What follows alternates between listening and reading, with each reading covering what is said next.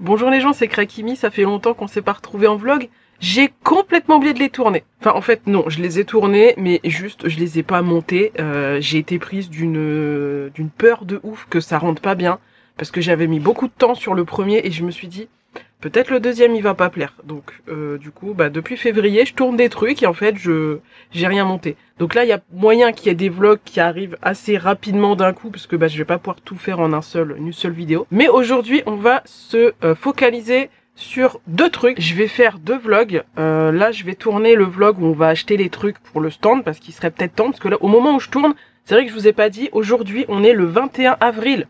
C'est dans un mois la convention, c'est bon ou je suis dans la merde? J'ai rien acheté, j'ai juste fait des créations à balles parce que j'étais en retard. Là j'ai rattrapé mon retard, c'est cool, mais du coup faut que j'achète le matos quoi. Donc venez, on fait ça ensemble. Et je vous propose de commencer par Vistaprint puisque c'est là que je vais faire la majorité des visuels. Il y en a pas beaucoup, hein. Ça va être nappe, carte de visite et chemin de table entre guillemets. Du coup, j'ai choisi une nappe violette forcément, mais un petit peu pastel parce que je voulais quelque chose de pas trop foncé pour pas faire un truc trop imposant en fait.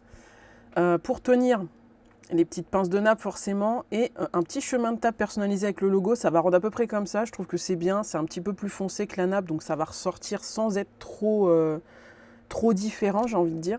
Donc ça devrait être cool. Et du coup, les fameuses cartes de visite. D'ailleurs, merci beaucoup à mes amis qui m'ont donné leur avis pour faire cette carte de visite. Il y a eu beaucoup d'essais avant de tomber sur ce résultat final. Et je suis très contente de ce que ça donne. Du coup, on a une carte de visite recto. Krakimi, création gourmande et geek en pâte polymère. Je pense que ça résume assez bien ce que je propose pour me suivre avec un Linktree. Donc c'est un QR code qui me renvoie vers tous les liens. Donc ça va être YouTube, Twitch, TikTok, je crois que j'ai mis ma boutique et Insta aussi. Je crois qu'il y a 5 liens. J'ai envie de dire, n'hésitez pas à scanner pour vérifier. J'ai également mis ici avec le petit logo Insta et la petite boutique ici. Comme ça, si jamais les gens veulent y aller directement sans scanner, il y a moyen aussi. J'ai fait une photo de mes créations dans un bac, un peu en bordel et tout, pour rappeler les macarons que je fais. Et du coup, le verso, c'est tout simplement les macarons, certains macarons que je fais. Je me suis dit que ça pouvait être plus représentatif de faire ça et que c'était moins chargé de faire une carte comme ça. Là, il y a tout ce qu'on demande, c'est-à-dire le nom, principalement ce que je fais, le Linktree, comme ça tu as tous les liens que tu veux. Je peux pas faire plus simple, efficace que ça, je voulais pas faire un truc trop chargé, le logo simplement ici et tout. Moi j'aime bien, dites-moi ce que vous en pensez d'ailleurs en commentaire, mais je trouve que c'est simple et efficace. J'en ai commandé 500 parce que c'est moins cher de les prendre par 500 autrement que par 200. Putain, mais c'est vrai que je vous ai même pas montré la carte de visite initiale, genre la première que j'ai faite il y a 4 ou 5 ans je crois. La toute première carte que j'ai faite quand j'ai ouvert mon entreprise, mon Dieu ce qu'elle était pas ouf. Je vous mettrai un close-up de la carte parce qu'il m'en reste, hein, c'est forcément. J'en avais fait 500 aussi, et je les ai pas distribués tant que ça. Du coup, il m'en reste, et vraiment, c'était pas ouf. On revient de très très loin, sachez-le. De toute façon, vous me direz en commentaire. Et du coup, vous voyez, il y a des tarots là, c'est cher sa mère. Et encore, j'ai 15% parce que j'ai le code de bienvenue. Mais je vous le dis, hein, vous n'êtes pas prêts pour le prix. Hein. Vous voyez pas, moi je vous le dis, regardez. Hop. Combien? 177,16 € et 16 centimes. Il y en avait pour 200 balles à la base. Hein. On a 29 € de réduction. C'est lunaire. Je pensais pas que ça serait aussi cher. Une nappe violette. Je voulais juste une nappe basico-basique. 80 balles. Et encore, à la base, c'est 90. Hein, j'ai de la chance. Hein. Au niveau de la taille, normalement, on est bon. J'ai demandé avec un ourlet. C'est 2,50 €. Enfin, quasiment 2,50 € en plus. Ouais, enfin, on verra. J'espère juste que la qualité sera au rendez-vous. En fait, le problème, pourquoi je ne peux pas prendre une nappe autre part, c'est que pour les conventions, on demande à ce que les nappes soient ignifugées.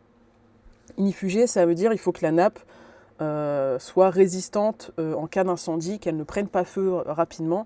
C'est une norme de sécurité, notamment en France dans les conventions et dans d'autres conventions autres que françaises aussi, forcément. Donc si tu prends un truc sur Amazon ou, je sais pas moi, dans n'importe quel magasin de tissu, t'es pas sûr que la nappe soit ignifugée. Et à cause de ça, tu peux ne pas rentrer dans la convention parce que du coup, t'es pas dans les normes de sécurité. Donc j'ai choisi de prendre une nappe ignifugée, comme ça je la paye une fois, mais j'ai pas besoin d'en racheter une plus tard. Normalement, on espère, parce que la vache, pour 200 balles quasiment, j'aimerais pas refaire régulièrement des achats quoi. Donc là c'est bien, on a de quoi habiller la table, c'est cool, mais le stand, qu'est-ce qu'il en est? Eh ben je vais vous montrer messieurs dames, on commence par le Songmic, la base simple et efficace des cubes que tu peux totalement moduler comme tu en as envie. La plupart du temps, c'est soit sous ce format-là, soit en forme de grillage. Ça dépend de quelle utilisation tu en as. Personnellement, je préfère ça pour des questions de stabilité parce que là, tu vois, ici, il va falloir que je fixe ça à la table avec des pinces pour éviter que ça bascule en avant. Et je me dis qu'avec une surface plate, sans grille, etc., au moins, ça sera peut-être plus stable. Et même pour ranger les affaires, c'est mieux aussi, quoi. Parce que du coup, je vais me servir de l'intérieur des cubes pour ranger les stocks, etc. Ensuite, c'est plus dispo, mais ces trucs-là, donc c'est des petites pinces, hop, pour mettre des informations, des petites pancartes, des choses comme ça. Je me dis que c'est pas mal pour ne serait-ce que mettre les prix ou autre chose, tu vois. Je me dis, bon, c'est simple, efficace. Le problème, ça n'est actuellement plus disponible, il va falloir que je trouve un équivalent. Aussi, j'ai décidé de prendre des Serflex comme ça pour attacher les créations au display du Songming, parce qu'en fait, j'ai cru comprendre qu'en convention, ça arrivait régulièrement que des gens volent des porte-clés ou choses comme ça qui sont à peine attachées sur les stands. Donc je veux faire en sorte que si tu veux voler, tu vas partir avec tout le stand, tu vas être grillé direct, mon gars. Donc voilà, je mise sur des Serflex, c'est 3 balles, il y en a 300, je pense que je suis bien. Alors je sais qu'en termes d'écologie, c'est pas ouf parce que ça reste du plastique. Normalement, ceci étant dit, il n'y a aucune raison que je détache les créations des displays, donc ça n'a pas vocation à être coupé et interchangé régulièrement.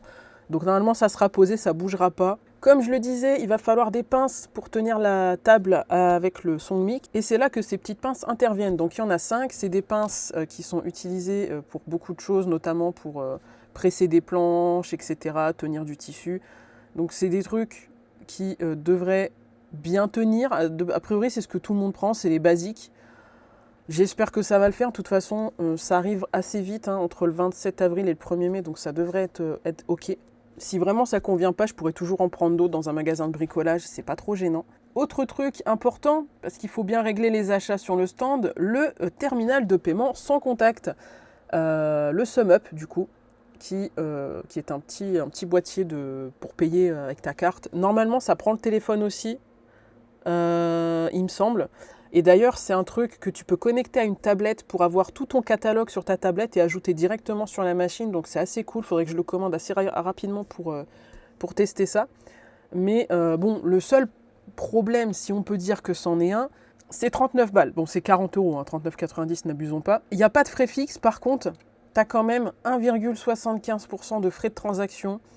Il va falloir que je le prenne en compte aussi pour pas être perdante sur mes ventes. C'est pas un gros taux, on n'est pas comme Etsy qui fout des frais à tire-larigot, etc. Mais ça fait chier, quoi. Je veux dire, si on peut privilégier le paiement en espèces, je vous avoue que ça m'arrangerait. Mais bon, tant pis, hein. Je veux au moins ne pas louper des ventes, parce que si je me dis, vas-y, je fais que de l'espèce, je vais forcément louper des ventes. Ça, c'est certain, je vais me faire avoir. Donc non, on va pas faire ça, on va prendre le terminal de paiement et de toute façon, je ferai aussi un QR code assez grand PayPal pour que les gens puissent régler sur PayPal directement s'ils veulent pas passer par le terminal pour X ou Y raison. S'ils veulent payer par PayPal, par exemple, il n'y a pas de souci. Ce sera totalement possible. Il faudra juste que je me fasse pas avoir, parce que je me dis, est-ce qu'il y a des gens suffisamment abusifs pour genre annuler un paiement PayPal? Après, je ferai en bien et service, hein, tant pis, hein, je perdrai un peu, mais il est hors de question que je me fasse arnaque, hein, je vous le dis. Ensuite, pour vos petits achats, j'ai prévu des petits sacs. Alors, on dirait qu'ils sont énormes. J'ai pris mon mètre, qui est violet. Tout est violet chez moi, c'est incroyable. Il fera 18 cm. 18 cm, ça fait 7 tailles de large.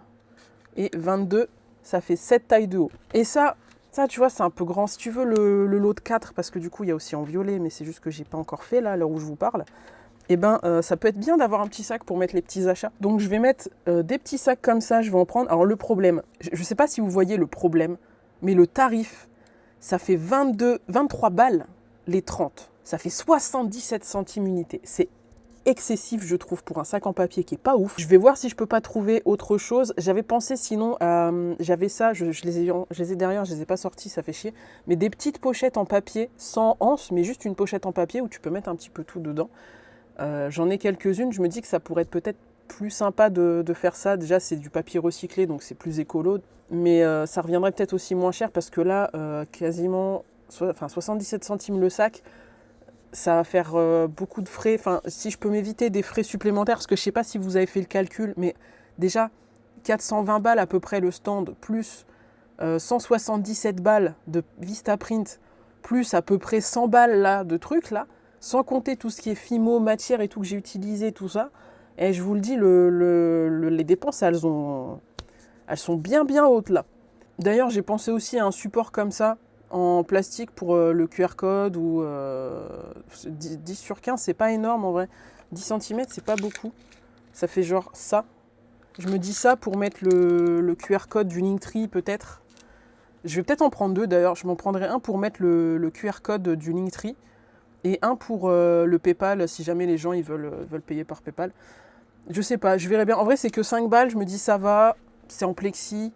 C'est réutilisable à la mort. Donc en vrai, c'est cool quoi. Vous voyez, c'est plein de petits trucs que vous mettez côte à côte qui font que ouais, le tarif il est énorme. Après, comme c'est des trucs que j'achète pour la première fois, j'achèterai pas plus tard.